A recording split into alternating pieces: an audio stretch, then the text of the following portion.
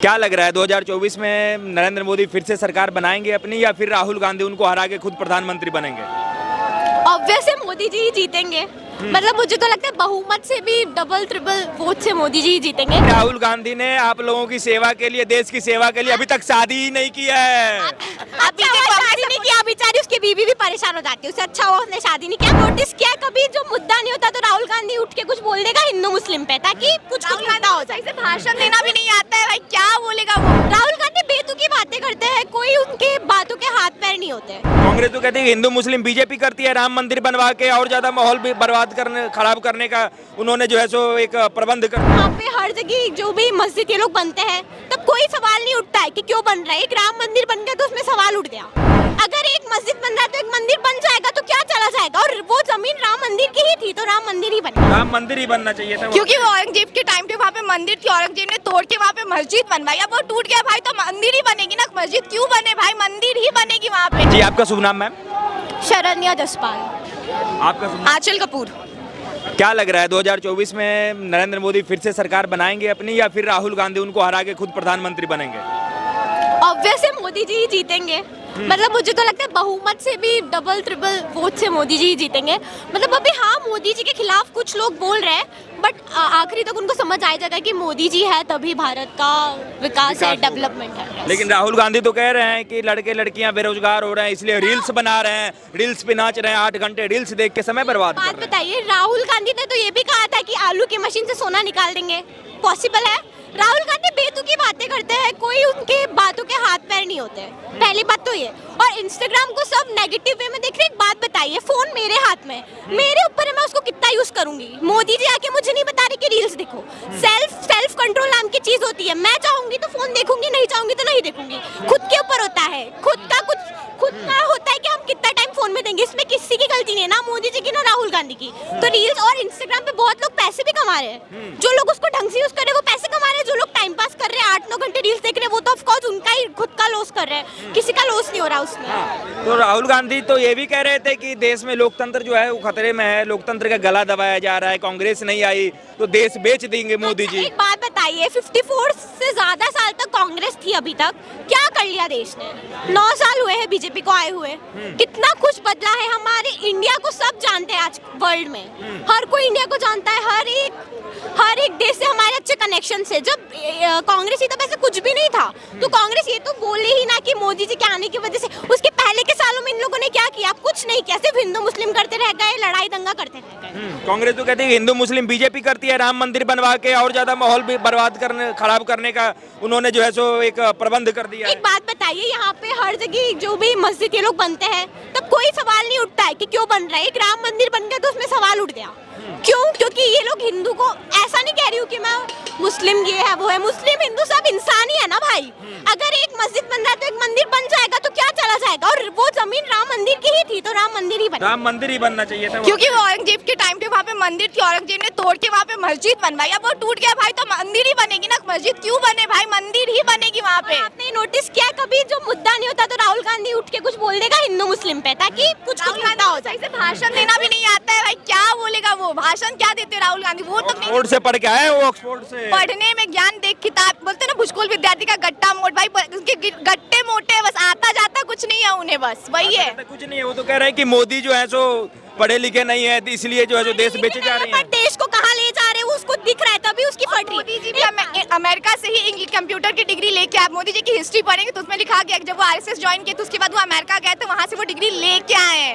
तो पहले जनता को ये पता चलना चाहिए कि वो क्या पढ़े क्या नहीं पढ़े। और एक चाय वाला लोअर से इतना हाई चला गया है तो भाई बहुत ज्यादा देश शर्म गांधी को बोलिएगा जब भाषण देते तो पहले थोड़ा पढ़ के आइएगा कि किस बारे में भाषण दे रहे हैं। और दूसरी बात, ये जो बोल रहे हैं कि बहुत सारी पार्टी ने अलायंस कर लिया है सिर्फ बीजेपी को हराने के लिए। आप एक बात बताइए, अगर कोई पार्टी अलग अलग है तो सबका प्रोपोगेंडा अलग है, मोटिव अलग है। मतलब पिछले चुनाव में ये दोनों पार्टी आपस में लड़ रहे थे, अब ये दोनों साथ में मिल गए ताकि वो मोदी को हरा पाए। मतलब इतने सारे लोग मिलके भी मोदी को नहीं हरा पा रहे। आप मोदी की पावर सोचो। मोदी की पावर नहीं बोलूंगी मैं, पूरी बीजेपी की पावर। इस बार तो 28 दल हो गए ना, एक वो तो बोल रहे हैं कि हम तो हरा ही देंगे। ममता बनर्जी से लेके, अखिलेश यादव से लेके और राहुल गांधी से लेके सारे नेता, बड़े बड़े नेता एक हो गए, नीतीश कुमार भी एक हो गए हैं, सब तो हरा ही देंगे इस बार। आप एक एक बात बताइए, कितने 28 दल जितने भी, हर दल का अपना अलग प्रोपोगेंडा मोटिव होता है, बट उन्होंने अपना प्रोपोगेंडा मोटिव भूल के सिर्फ एक इंसान को हराने के लिए वो लोग साथ में आ गए। तो ये कैसा पॉलिटिक्स हुआ? मतलब वो लोग देश बचाने के लिए साथ में आए देश हैं। बचाने के लिए नहीं आए, वो अपनी इज्जत बचाने के लिए आए। इतना जब वो भाषण में बोल देते हैं कि हम ही जीतेंगे, हम ही जीतेंगे, अब बचाना तो पड़ेगा ना खुद को, तो उन्हें अपना बिल्कुल पॉइंट ऑफ व्यू हटा के सिर्फ साथ में आ गए। कोई मतलब नहीं है इस साथ का, साथ में हारेंगे। उन्हें अपने उसका इंडिया रखा है ना नाम, अलायंस का, भारत इंडिया जो भी रखा है, इंडिया रखा है। हाँ इंडिया रखा है, उससे कोई मतलब नहीं है। इंडिया का दिल मोदी जी के पास है, मोदी जी ही जीतेंगे इस बार। मोदी जी कैसे जीत जाएंगे जब राहुल गांधी कह रहे हैं कि ईवीएम जैसे ही हटेगा, ईवीएम जैसे ही हटेगा वैसे ही मोदी हार जाएंगे, क्योंकि ईवीएम हैक करके मोदी जीतते हैं। ईवीएम अच्छा, तो अभी 9 साल, अभी के 9 साल में ईवीएम हैक हो रहा है। उसके पहले के साल में ईवीएम हैक नहीं होता था जब कांग्रेस जीत रही थी। जब खुद का नेता जीते तो ईवीएम हैक नहीं हो रहा है, और कोई और जीतता है तो ईवीएम हैक हो रहा है। ये बिल्कुल बेतुकी बातें हैं, इन बातों का कोई सेंस नहीं है। राहुल जी को बोली इतने पढ़े लिखे हैं तो थोड़ा अकल अपना इस्तेमाल करें और देश के बारे में सोचें ना। पता ही नहीं है कि राहुल गांधी ने आप लोगों की सेवा के लिए, देश की सेवा के लिए अभी तक शादी ही नहीं किया है। अच्छा हुआ शादी नहीं किया, बेचारी उसकी बीवी भी परेशान हो जाती है। उससे अच्छा हुआ उसने शादी नहीं किया, किसी लड़की की जिंदगी बचाई है, उसके लिए मैं राहुल गांधी को बहुत धन्यवाद और देती हूँ। शादी नहीं किया उससे क्या फर्क पड़ता है? मोदी जी तो शादी करके बीवी छोड़ के काम कर रहे हैं भाई, तो अच्छी बात है ना। नहीं किया तो देश में, चलो इतना तो अच्छा कर रहे हैं देश के लिए, बाकी कुछ किया ना किया हो, देश के लिए इतना तो कर रहे हैं ना। अच्छा, शादी कर लेते तो और ज्यादा तरक्की करते ना, पति पत्नी मिलके। यार शादी और ये सब सेकेंडरी चीज है। मोदी जी ने अपना पूरा लाइफ देश को दिया है, तो ठीक है, अब सबका अपना अपना होता है। उनने देश को दिया है तो उनकी मर्जी राम है। मंदिर से आप लोग कितने खुश हैं? देखो ऐसा भी मैं बाकी लोग के जैसा भी नहीं हूँ कि एक तो मुझे ये भी नहीं पसंद है कि लोग हर कहीं जय श्री राम जय श्री राम, भगवान है उनकी इज्जत करना सीखो। हर कहीं जय श्री राम नहीं करना चाहिए। और राम मंदिर बन रहा है, हाँ खुशी तो हूँ, खुश तो हूँ। 22 जनवरी को दिखी जाएगा कौन कितना खुश है भाई, कितनी जनसंख्या आएगी वहाँ पे 22 जनवरी को। या। लेकिन कई नेता ये कह रहे हैं जो राम मंदिर अभी मोदी का राज है तो बना लो, फिर हमारा राज आएगा तो मंदिर तोड़ देंगे। अब वो तो देश में है ना, जनता की गवर्नमेंट है, डेमोक्रेटिक गवर्नमेंट है, जो वो चाहेंगे वही होगा। कोई नेता कुछ भी कहे कि कोई पार्टी आए या जाए, देश बढ़ता रहेगा। अटल बिहारी वाजपेयी ने कहा है, सरकारें आएंगी जाएंगी, देश है, देश रहेगा। हाँ, और ये हिजाब का टॉपिक जो है, जो उधर चल रहा था, मैं बोल नहीं पाई क्योंकि मुझे यहाँ कंप्लीट कर लीजिए आप। तो जैसे कि वो लोग वो बोल रहे थे, नेता ही होंगे मुस्लिम, वो बोल रहे थे कि हमारी मर्जी, अभी मुझे कोई बोलेगा कि मैं ये पहन के जाऊंगा तो फिर ऐसे है तो अपनी मस्जिदों में लड़कियों को वन पीस पहन के जाने दीजिए, उनकी मर्जी। जीन्स तो पहन के जाने दीजिए, उनकी मर्जी। ऐसा नहीं होता है, हर एक जगह का अपना ड्रेस कोड होता है। अब कोई बैंक में बिकनी पहन के चला जाएगा तो वो सही है, बात है नहीं है ना।